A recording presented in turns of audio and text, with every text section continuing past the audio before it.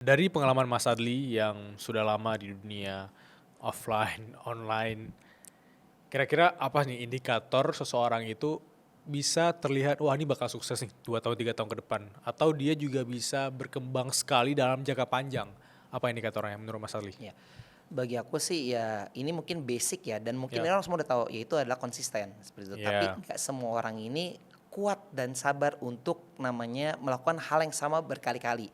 Nah, jadi kayak aku punya beberapa teman gitu kan. hmm, Aku juga sebagai edukator juga aku ngelihat banyak konten-konten orang yang sebenarnya bagus. Tapi akhirnya mereka berhenti tengah jalan.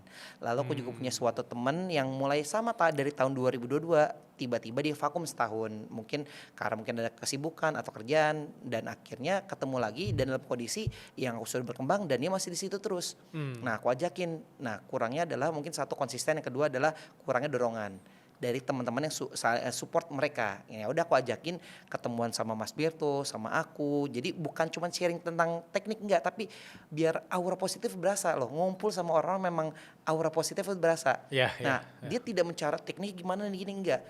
Nah, tiba-tiba dalam waktu 3 bulan 4 bulan aku dikabarin sama dia tembus 4 digit. Bisa menghasilkan GMV 1 miliar 1 bulan.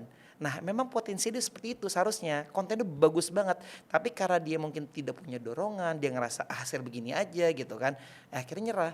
Sedangkan pas dia ketemu sama teman-teman yang memang hasilnya impact-nya besar dan konsisten, dia mulai panas lagi. Akhirnya mencoba lagi melakukan hal yang sama lagi.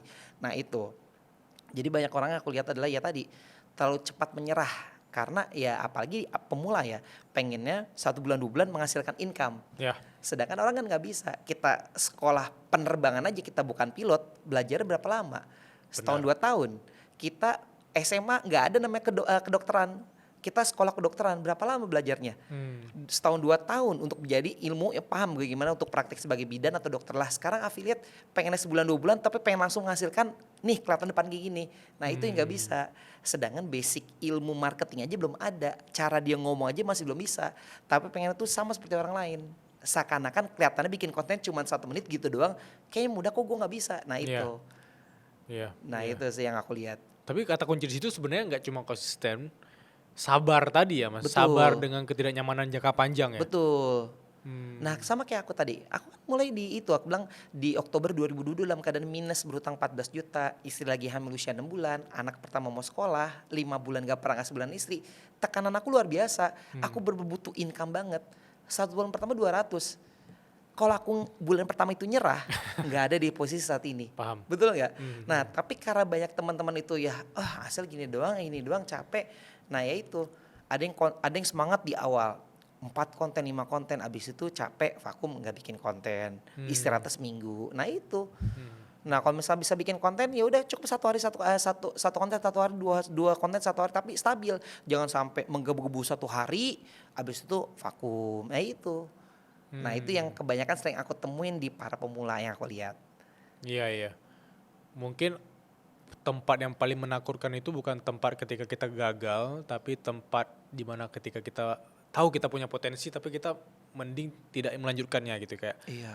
udah tahu nih potensial mungkin sangat-sangat besar. Mungkin awal 200.000, 1 juta, 2 juta. Tapi kita langsung fokus ke kapan nih 50 juta pertama. Iya, Sangat jauh gitu ya. iya.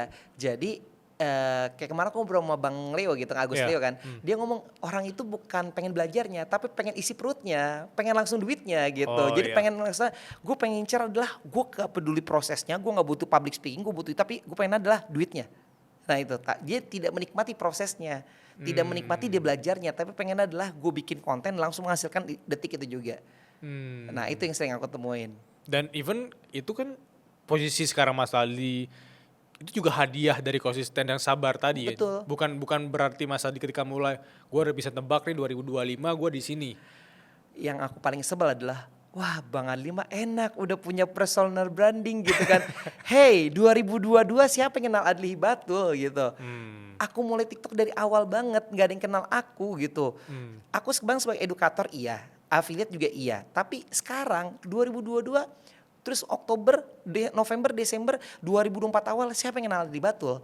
Nah Ya. karena aku konsisten tiap hari, aku ngebangun nama aku sendiri. Nah Hmm. seperti itu. Nah kebanyakan orang lihat adalah saat di puncak tapi nggak bisa ngeliat gimana proses dari awal. Nah, kalau orang-orang yang kenal Mas Ali dari proses dari awal tadi mungkin penjual Tanah Abang, ada nggak fase di mana ketika mereka ketemu dengan Adli yang di posisi sekarang di dunia kreatif ini malah aneh, malah orang yang berbeda sekali gitu. Karena menurut aku tuh apa itu yang menariknya di dunia kreatif, kita bisa aja mengagetkan teman-teman kita, keluarga-keluarga kita selama ini dengan branding atau persona branding yang kita punya sekarang gitu. Iya. Tapi uniknya malah kebalikannya. Gimana tuh? Mereka itu udah terbiasa di offline, dia terbiasa ini mungkin tahu aku seperti tapi tidak berani melangkah. Tidak berani melangkah untuk terjun di kolam yang sama.